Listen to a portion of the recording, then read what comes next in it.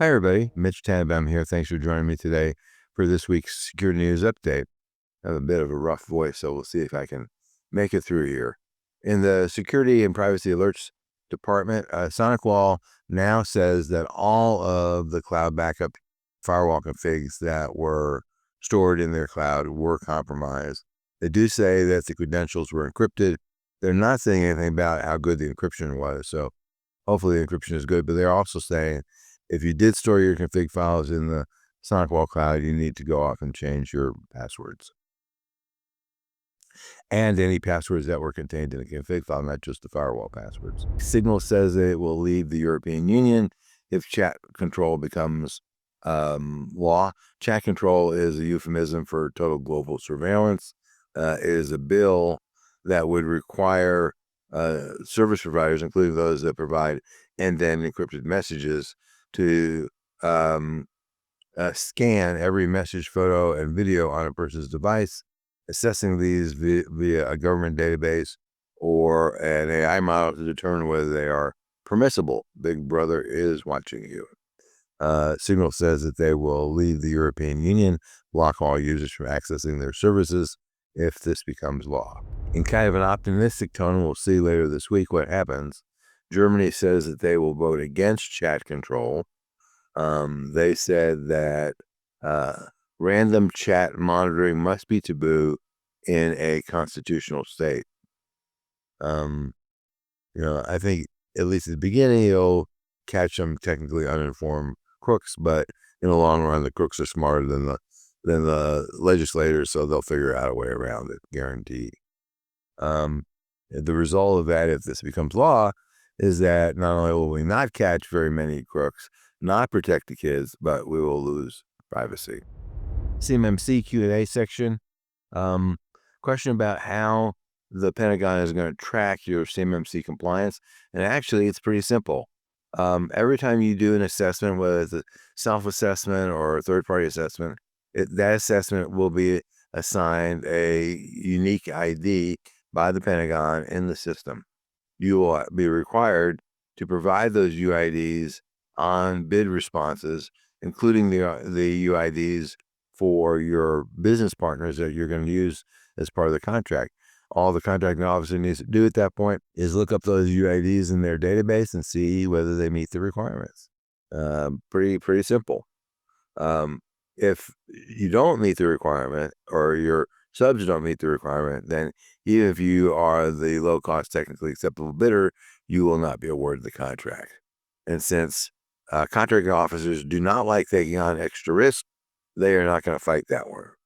And if you whine, they're still not going to fight it. Interesting note here in the reference department. The U.S., as you well know, is canceling a whole bunch of renewable energy projects. But other nations are actually expanding renewable energy, and it's anticipated that by next year, renewables will overtake coal as the single largest global source of electricity. Why? Because it turns out it's cheaper than traditional energy. In part, as India has said, half of their gas-fired power, easy for me to say, gas-fired power plants are now sitting idle because once they build the things, renewable energy systems, they don't have to buy American oil, and they kind of like that. And obviously, the cancellation of our renewable energy projects will cause American layoffs, income losses, and it turns out higher American power costs, in part because of all the data centers that we're building for AI. So, and then on top of that, China said that they're going to build enough solar and wind capacity every year for the next 10 years to power 200 million homes a year. That's a lot of wind and solar because it is cheaper for them. And the president's friend Elon is building thousands of utility-grade batteries that will smooth out the rough edges in terms of wind and solar generation being, somewhat inconsistent. In the software and hardware department, Windows 11 23H2 reaches end of support next month. Now, I know I have one system here that hasn't upgraded itself. I'm not sure why. I can't find a good answer, but I would definitely look at your systems, look at your inventory, and make sure that things are in fact being upgraded. California has signed a new breach notification law. It closes a loophole. It requires companies that have been hacked to notify consumers within 30 days and notify the Attorney General within 15 days. End of conversation. Unless law enforcement says they need you to delay, doesn't happen very often. It happens occasionally. This closes a loophole in the California breach notification law that's currently on the books that said you have to notify people, but didn't say when.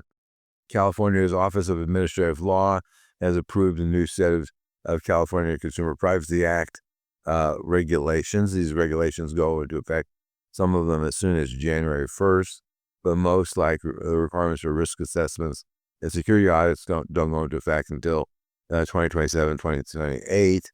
But these things are more complicated, so you might want to start on those now. You can check out our laws page on the blog to get more detail on all this. And lastly, in the law section, Texas has passed a new law that provides a bit of protection for small businesses from liability after a breach. And it's far from a get out of jail free card, but if you are a Texas company, if you are being sued in Texas state court, if you are smaller than certain thresholds, 100 employees for one threshold, 250 employees for another threshold, then you are not liable for punitive damages. Remember, only if you're being sued in Texas state court, but you are obviously liable still for actual damages. And if you're being sued in federal court or another state court, then all that is moot. In the education department, the question always comes up is, why are car software updates still so bad?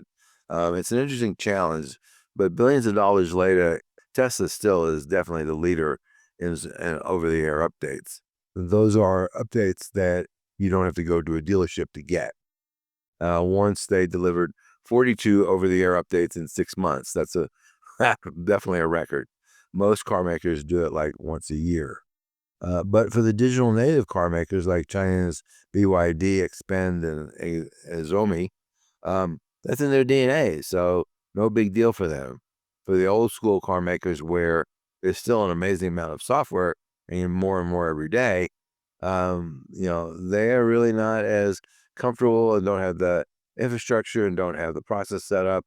One car maker, I heard, added twice as much memory to one of their central processors that they needed, just so they have room to go off and do updates. So, call them software-defined vehicles, which is what they are, especially the new electric vehicles. The software controls all kinds of aspects of how the car works. In the breaches department, how does the Air Force deal with a cyber breach? The same way we all do, which is they just shut down Teams and SharePoint across the entire Air Force. And they said, sent out a message saying, this is to inform you that critical personally identifiable information and protected health information exposure related to U.S. Air Force SharePoint permissions is why they shut it down. That sounds like somebody screwed up and made some globally wrong permissions set up, and which allowed people to access stuff that they weren't supposed to be accessing. And my guess is, although they haven't said it, they're going back and looking at all the permissions, which is a lot of work for something as big as the Air Force. Israel's Shamir Medical Center was hacked.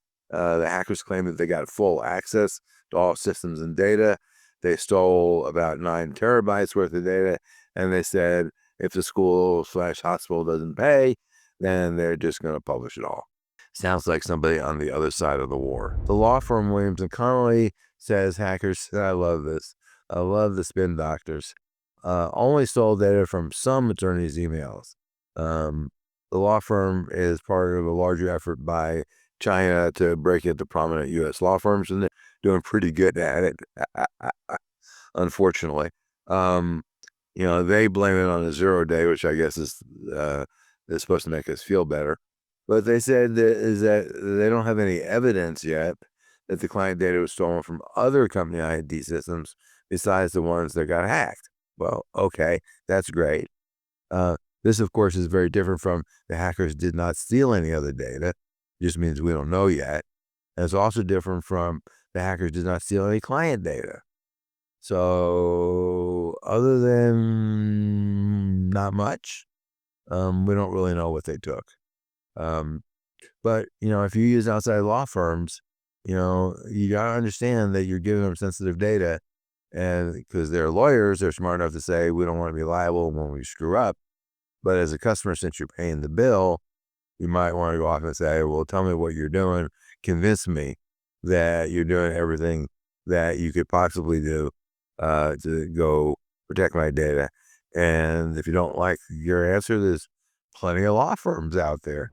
City of Sugar Land, Texas was hit by a cyber attack. Sugar Land, which was historically the Oakland sugar plantation, is definitely down for the count, according to their Facebook page.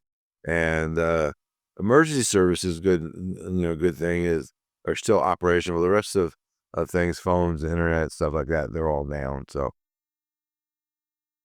at least they're not hiding the fact like some folks have tried to do, some cities have tried to do. Problem? What problem? Well, why aren't you answering the phone? Well, because they're not working. Virginia is wrestling with the impact of data centers. That includes noise, pollution, and mostly the need for an insane amount of power, which will drive up electric costs, especially if we don't have renewables in the mix. It will require building new power plants, which are not cheap. The president has suggested building mini nukes. Definitely a possibility. What we do with all the waste is unclear. And whether or not people want mini nukes in their backyard is also unclear. I'm not a big fan of having a mini nuke in my backyard, I can tell you that. Arizona is cracking down on crypto ATM scans. I love it. They should have done this years ago. Guess what? Just like when your personal consumer, not business, bank account is compromised, who's liable for that? The bank, right? Or if your credit card is compromised, same thing. They're now saying, with some limitations, but they're saying if grandma is the victim of a crypto scam, guess who gets to foot the bill? Yep, it's the bank. That will motivate them, I believe, in doing things to try to limit their liability, which is a good thing. China is taking a page out of the president's playbook for rare earth elements. Global politics is kind of like 3D or maybe 4D chess. China has enacted a new law, actually a couple of laws, that restrict the export of rare earth elements. They came to an agreement with the president a couple of months ago to loosen those restrictions. I think they decided they didn't like what's going on with tariffs, so they said we're going to put them back in with spades. And then the president said that he was going to enact 100% tariffs on China. China said, fine, whatever. We don't care. One of the things about being a dictator is that you don't really care much about public opinion. So the president said, well, my meeting with Xi is off. And Xi said, fine, whatever. And then the president said, well, meeting's back on. So I don't know how this is going to turn out. What I can tell you is that at least in the short term, American businesses and consumers are going to pay a hefty bill because there's an awful lot of stuff that comes from China. And, as he has done before, these tariffs don't go into effect until November 1st, which allows American businesses to at least try to stockpile some amount of stuff to weather this storm, hoping that China and the United States can figure out an answer to the problem over time. In this week's News Bites, the Flock surveillance camera company that I've talked about many times before now detects voices. I think the plan is probably not as nefarious as it might sound, which is to, detect someone out in a busy street where they have a flock camera that, help, police, and, if that's really what they do with it, then that's probably okay. But, once you got the capability, it's not clear what you might do with it. A new hacker a tactic we're seeing, which is crowdsourcing extortion. They're suggesting that for $10 in Bitcoin, which doesn't seem like a lot of money, you should go harass some executives that they tell you to harass, they've compromised who isn't paying the ransom. Whether people actually do that for $10, not clear. Doesn't sound like a lot of money to me. Going back to Flock, Texas cops appear to have used their nationwide Flock network to find a woman who got an abortion. Remember, abortions are severely restricted in Texas. They're claiming the reason why they did that is that they were worried about this person's health. On the other hand, they didn't go off and start looking for where this lady went until 2 weeks after the abortion. So that's kind of suspect. So we'll see. I'm sure there'll be a lawsuit over that. The acting Cyber Command and NSA chief won't be nominated. They're now saying he is going to retire instead. Smart man. If you can afford to retire, and that'd be a good thing to do, maybe. And ICE is buying vehicles with all kinds of built-in surveillance equipment in it, which is, probably not surprising. They're looking for people, and technology is certainly something that will go off and help you do that. So why shouldn't they go off and use that technology? But they're spending a lot of money. They spent, well, I guess in government parlance, not a lot of money. They spent $800,000 last year. They're spending another $800,000 a year. Whether that's one vehicle, 10 vehicles, I have no clue. But at $800,000 a year, that is a relatively small number of vehicles. And of course, they're not saying exactly what's in there, although we do know that there are cell site simulators that would allow them to go off and collect cell phone data, which they can then try to map to who owns the cell phone and whether that's somebody they're looking for. So we know at least that much is in there. But beyond that, we don't really know, what they're looking for. So that's all we have this week. CMMC goes into effect November 10th. That's pretty soon. If you're a defense contractor and you're not already actively working on your CMMC program, you're probably behind the power curve and will miss out on some contracts that require it. If we can help you with that, we'd love to do that. Please reach out to us. But otherwise, until next time, stay safe and thanks for listening.